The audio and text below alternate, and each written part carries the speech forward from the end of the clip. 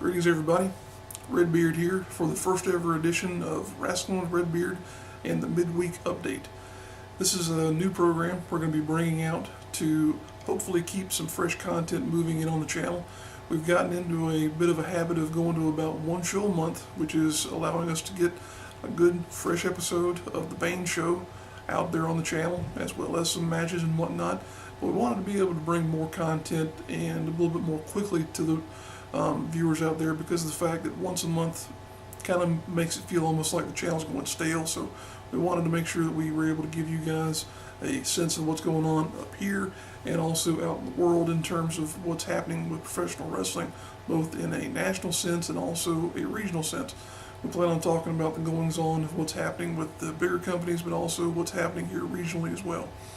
So to get things kicked off with this particular episode, I wanted to talk about what's going on in the big scheme of things here. You got a lot happening right now with this particular day, because this is going to be recorded and released on June 3rd, 2015. This is the first Wednesday of the year to where we will have not one, not two, not three, but 4 shows happening on the same day. I'm talking about wrestling on Destination America, wrestling on the WWE Network, and just a plethora of opportunities for people to get exposure to a lot of great material. You've got Ring of Honor and Impact Wrestling happening on Destination America here this evening. This is a big moment because of the fact that this is the debut of Ring of Honor on Destination America. Previously they had been supporting TNA and Impact Wrestling. They're having Ring of Honor in now as something of a lead-in to TNA. It looks like this could be an effort to try and bring up their ratings, or it could be potentially some way of shuttling TNA out the door. Kind of depends on how things go here, I imagine. But there have been a lot of rumors surrounding both companies in terms of what's happening with them. I'm hoping that this can be a symbiotic relationship to where both companies can benefit from it. But I have a feeling that this is going to be something that the people at Destination America use potentially as a way of saying to TNA, hey, you know, Ring of Honor does this, you guys do that in terms of ratings figures and advertising sales, and we're just going to go with Ring of Honor as opposed to you guys moving forward. So, but that remains to be seen. For the time being, we're going to celebrate the fact that you've got 2 wrestling programs on one network that are going to be feeding off one another. Hopefully the success of one will feed to another. Hopefully they both can come out and look good at this particular moment in time. But like I mentioned, this is the first episode of Ring of Honor show on Destination America.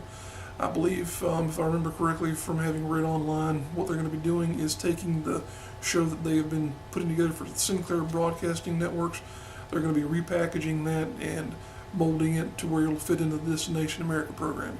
So this may be not the newest of content, but it's still new to Destination America viewers, and it's new to a big chunk of America because of the fact that Destination America is a cable network. They're available in, I think the number was 50 plus million homes, so that level of exposure for Ring of Honor is huge, and it's a big opportunity for them going forward to make an impact on a national level.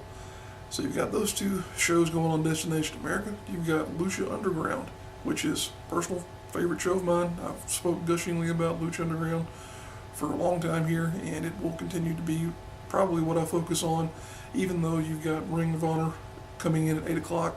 Lucha Underground is also on at 8 o'clock, so I'll probably be focusing more on Lucha Underground, just because I'm more invested in them at this point in time than I am ROH, but at the same time I'll probably be flipping back and forth there too.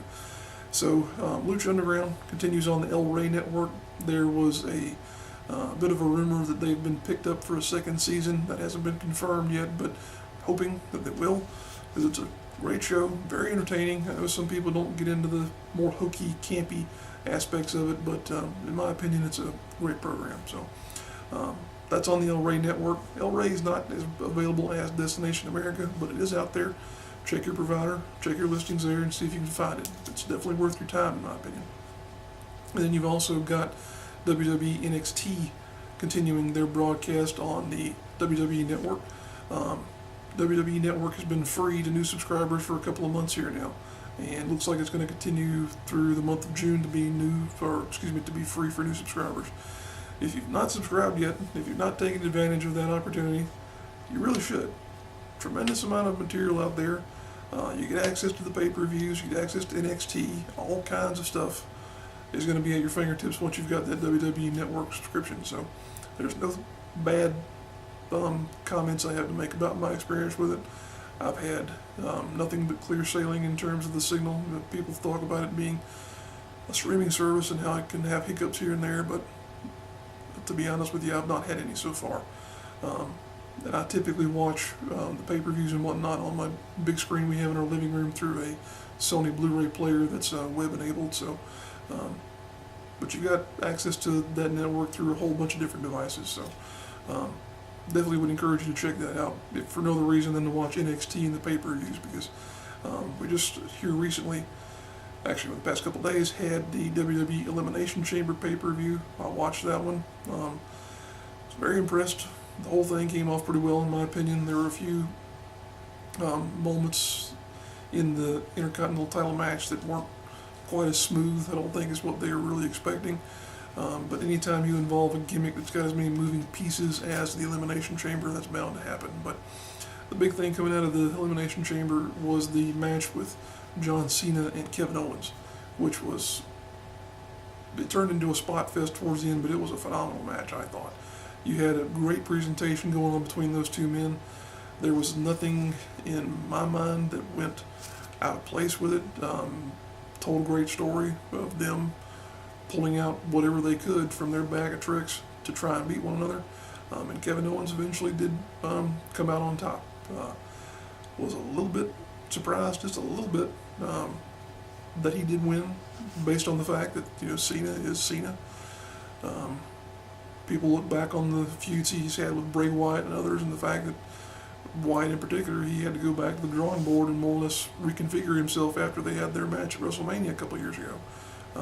That didn't seem to be the case here with Kevin Owens. He's got a rocket up his rear end, pardon the crass nature of that comment, but in terms of how he's being pushed, I think he's going to go straight to the moon, and with good reason. He's a very talented individual, got a tremendous gift of gab.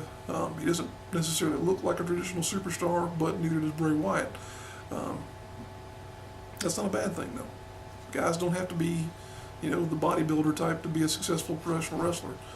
There are some who will criticize him for not being in that particular shape, but here again, you don't have to be trim and, you know, cut to where you can see every vein in your body to be a successful professional wrestler. So they're going to continue their feud at the next pay-per-view, which is the Money in the Bank pay-per-view.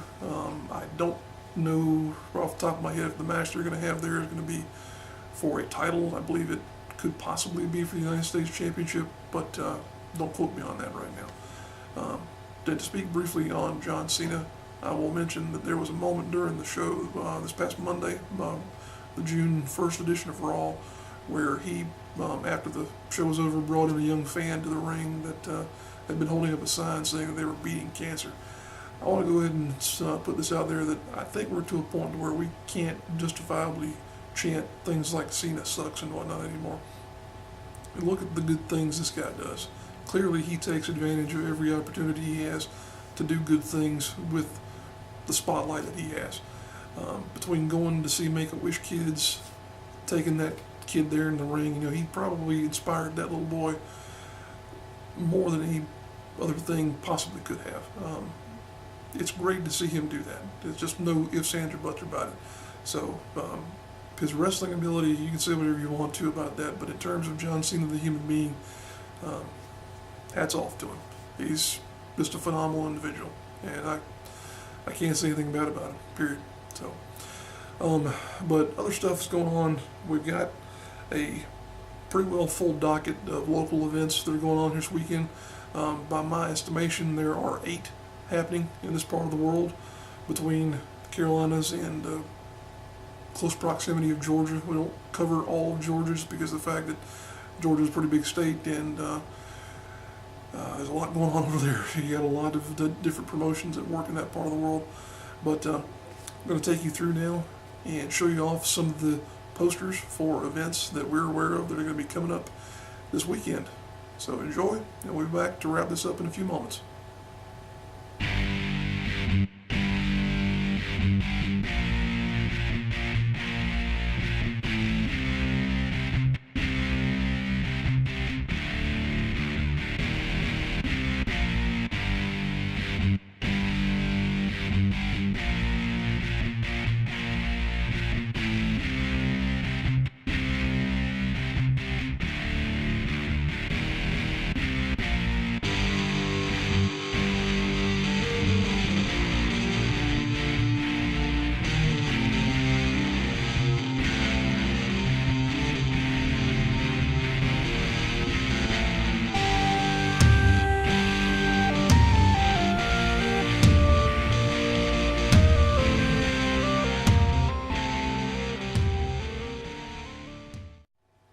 Alright folks, there you have it.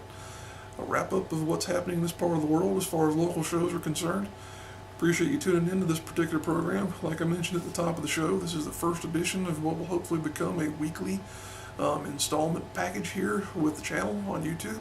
We're hoping to get some good feedback on this, and if you enjoy what you see, go ahead and click those buttons down below this thing here that correspond to liking and subscribing to the channel. It lets us know that we're reaching out to people and that we're getting to who we want to see. Hope you enjoyed it, and we'll see you at the matches.